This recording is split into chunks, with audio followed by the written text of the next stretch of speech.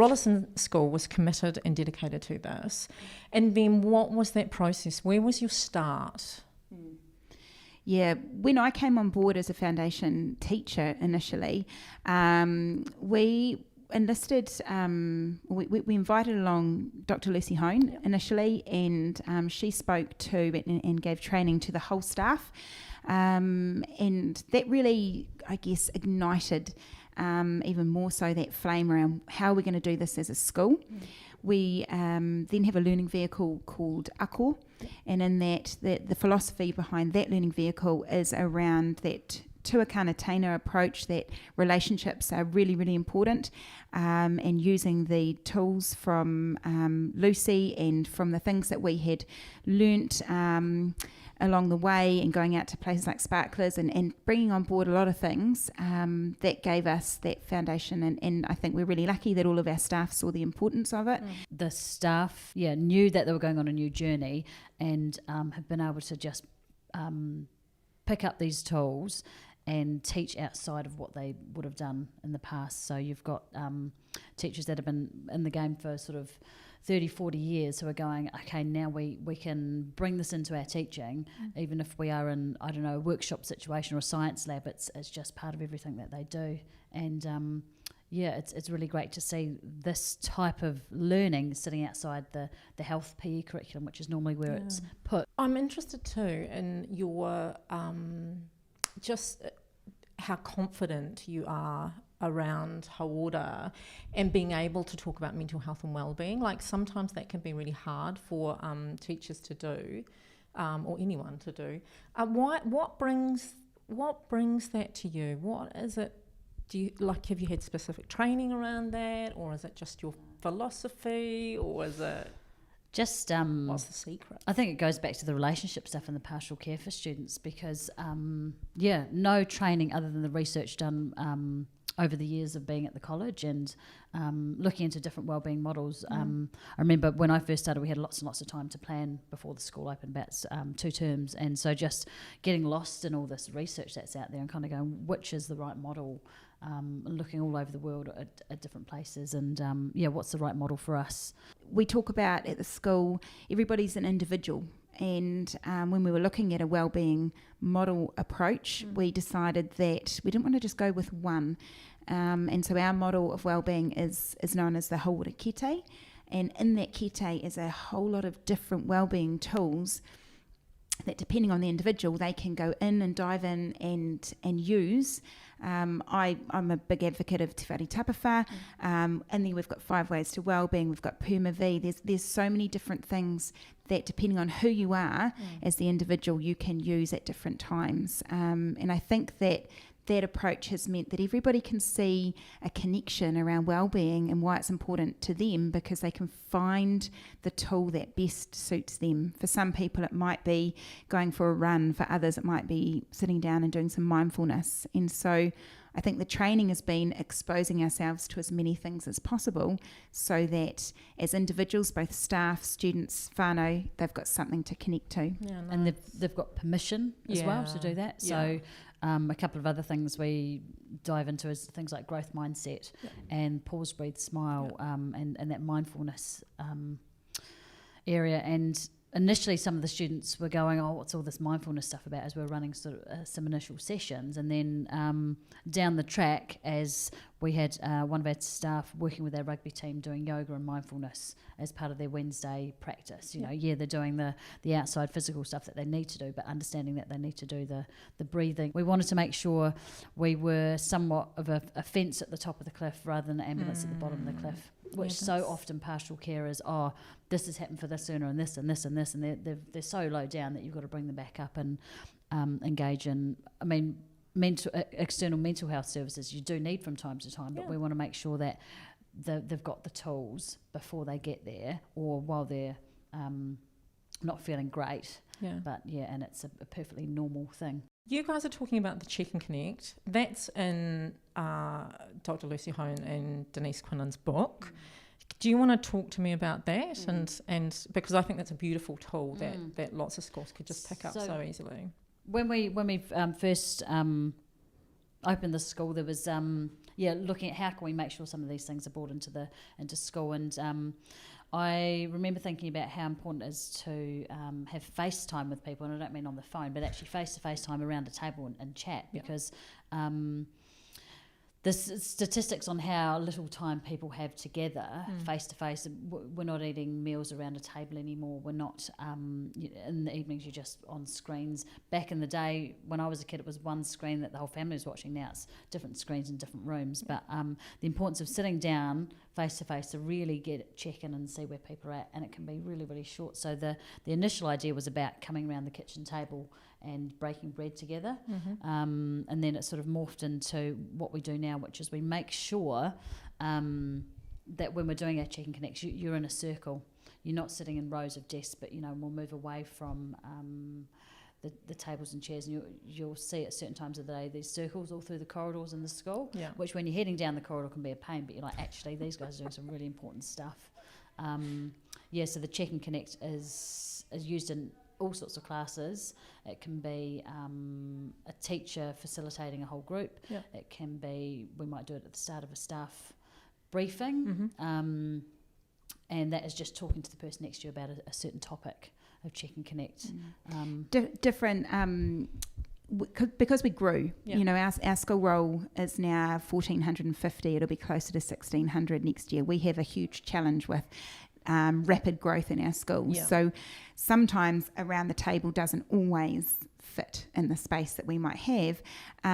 So we have we have these Check and Connect boxes with a whole lot of tools in there that you could use for your Check and Connect, whether it's... so a teacher would have that? There's teacher work boxes, and, it might be one of the tools we use is called a feelings tree, and it has our little seed man on the tree, and you can point to where it is and how you're feeling. It could be talking about peaks and pits. It could be talking about a picture on the floor, and you have to grab one of them and say why you feel connected to that picture today.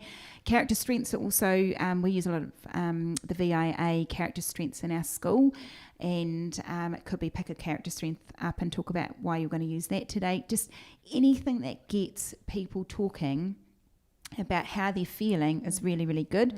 But equally, through Check and Connect, you're getting to see how others feel, and you're developing empathy towards others, and that actually really helps your own well-being at the same time. So Check and Connect, hugely powerful, and probably has helped to cement the fact that well-being is a whole school approach, because it's being done everywhere. It doesn't matter what class you go into, whether you're year 9, year 13, whether you're the staff, it's there and it's living, and that's really, really important. And that's so good. That's so good. Like, and I'm hearing with you, like, this is a whanaunatanga session, your Check and Connect, isn't it? Yeah.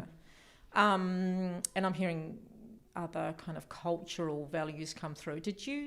I'm guessing, obviously you're working with Te Reti o Waitangi and Te Whare Tapawha. Is there any other kind of cultural elements that you brought with you as a part of this?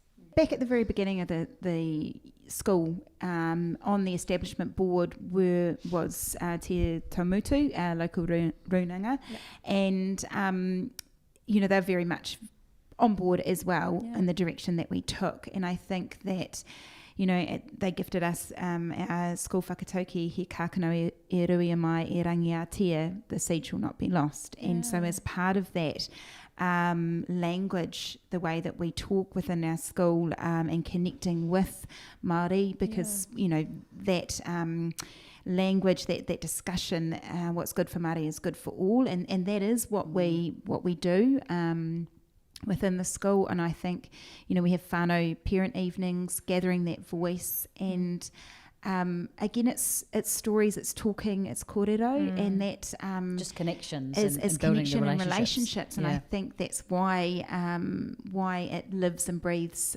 for all students, and gives them that place to know that what I'm doing, carving, one of our teachers is a carver.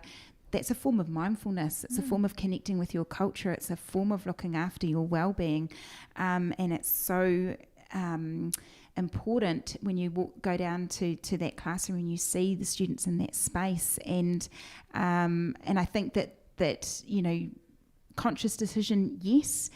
Right decision, absolutely. Working through it, living, and making sure, some of our character strengths language is in Te Reo Māori as well, within the school, giving the tools so that everybody feels really comfortable. Yeah. It's not a place that people are worried to step into. It's a place that they're welcome together. Yeah.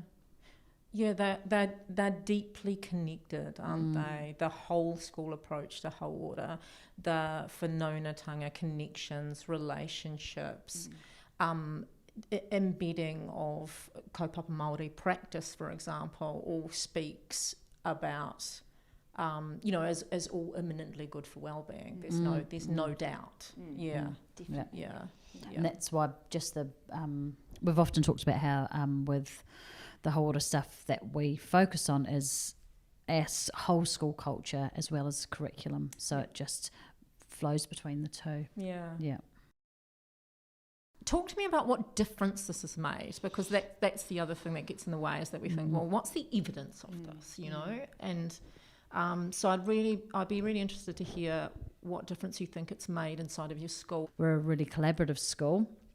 And each teaching team that people are part of, we have collaborative agreements, which is, you mentioned before about the whanaungatanga, so it's getting to know people and what they need. And so even that aspect of wellbeing, if Kelly and I are in a planning team together and she's super organised and super planned and I'm a bit of a cruiser, we've got to find that middle ground where if I want to walk in the door and plan the lesson as I'm walking in the door, that's not going to go well for her. And it's meaning this isn't going to be a good relationship, and the flow-on effect for the kids, seeing this team not working together. So whether it be our senior leadership team, we've got a collaborative agreement, so we know how each other works. We know each other's character strengths, so that means we can have a far better connection, so that if we're under the pump, we really know what the other person needs. I know that Kelly needs coffee and not to speak to her. Good. And what does she need? Again, not to speak to her, just let Sophie go. Sophie likes to listen to music and just get into her space, and that's really good. That's good for her. And we encourage, going for a wellbeing walk as staff, especially in our senior leadership team, getting away from your desk, going for a walk, getting some fresh air, really, really important. And I think, for other schools, if they're embarking on this journey, it's investing time in setting this up. You need to invest time in getting to know your learners. You need to invest time in getting to know your staff, so that down the track throughout the year it's working well. Are you measuring the impact? Wellbeing's difficult to measure. I hear this. And part of the reason it's difficult to measure is because we're all individuals. And so that's really hard. We have used different wellbeing measures before. Wellbeing at Schools survey. We've created our own surveys. I think for us, and there are important places for those, and we definitely still do that with our staff and with our students. But how do I know? Probably it's a feeling. It's how when you walk in our school, you see what's happening, and sometimes that can be people saying, "Hey, look, I'm really stressed today, and it's not good, and I'm grumpy about that." But the thing is, they're talking about it, and they're not just keeping it bottled up inside. They're talking about it, and so therefore that is a measure to go and say, "Hey, I can see that things aren't going well for you today. What do you need?" And I think that gives us a measure to show us that things are going well. I know that when we survey the kids and you ask them, do you feel like you belong? That's such an important question. Do you feel like you belong at school? That gives you a really good answer around if they have that connection, if they like coming to school, if they feel like they've got a champion within school and that's looking out for them and that they belong, then I think their well-being, that connection, that measure of that is high. But what you have to understand is that they also might say, but my well-being's low, I'm really not sleeping well. But they've got a place of belonging and they know how to talk about it. So sometimes well-being measures, if you were to ask them, where are you on your whare, and you might look at the answer and you go, they're collapsing. Oh no, their well-being's not good. but actually they're able to tell you. Yeah. And then the next question is the most important one. So how are you supporting yourself in that? I think my top tip and takeaway is look after yourself, know what you need for your well-being. Yeah. And probably to sum it up from school is that, Brene Brown has a wonderful quote about being guardians of the spaces that we inhabit and that we're part of. And I think when you're working with rangatahi, when you're working with teenagers, we have such a privileged job as educators. We're so lucky to work with them and the space that they exist in. And we have this wonderful sort of time to help them find out who they are and who they're going to be beyond school. And therefore focusing on not just academics, but focusing on the whole person and being part of that journey and remembering our why. Why did we step into the classroom? And it's to create the space for those students to figure out who they are, to flourish, and then to go on and do wonderful things beyond school. So good. So good. Always bring it home with a quote, don't you? Like a good quote. It's a great quote. They just need to know you're a human being, not a robot, and that you've got feelings too. Don't live at school.